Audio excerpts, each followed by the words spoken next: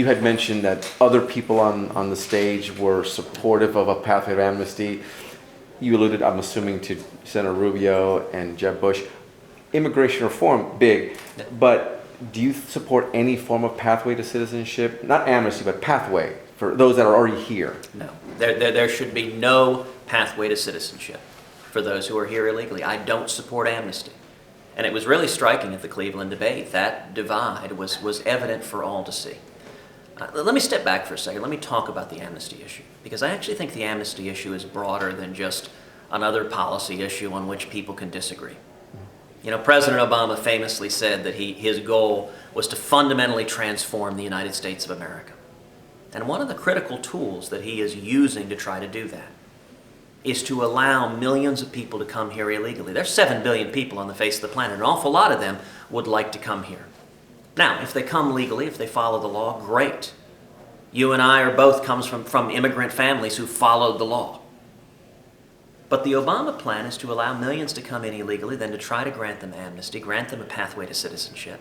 And they believe they'll vote Democrat in perpetuity and keep the big government Democrats in power. It is a transformational policy if amnesty goes through. It changes who we are as a country if Obama and the Democrats succeed in this. And what was striking in Cleveland is a majority of the candidates on that stage have advocated amnesty, and not just advocated it for years. Many of them vocally, vigorously, publicly. As you mentioned, your and my friend Marco Rubio joined with Chuck Schumer in authoring the Chuck Schumer amnesty plan. In doing so, he was enthusiastically supported by Jeb Bush. In doing so, he was enthusiastically supported by Scott Walker. President Obama. And President Obama.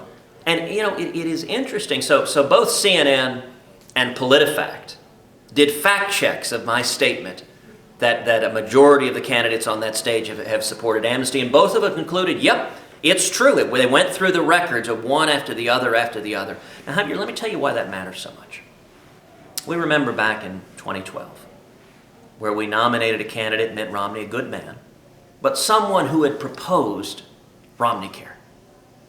And the problem was, when it came to the general election, when you have a candidate who's been an advocate for a health insurance plan almost exactly like Obamacare, our nominee wasn't able to make the election about Obamacare. He wasn't able to challenge Barack Obama effectively on Obamacare because he had written a proposal just like it. The same thing is true in this instance. If we nominate a candidate who's been a vigorous, vocal, aggressive advocate of amnesty, then the Republican candidate won't stand up and challenge Hillary Clinton on amnesty. Certainly won't do so effectively, because anyone who tries to do so, the response will be, gosh, just a couple of years ago before you were running for president, you agreed with me we should grant amnesty. I have never supported amnesty. I never will support amnesty. I believe in the rule of law.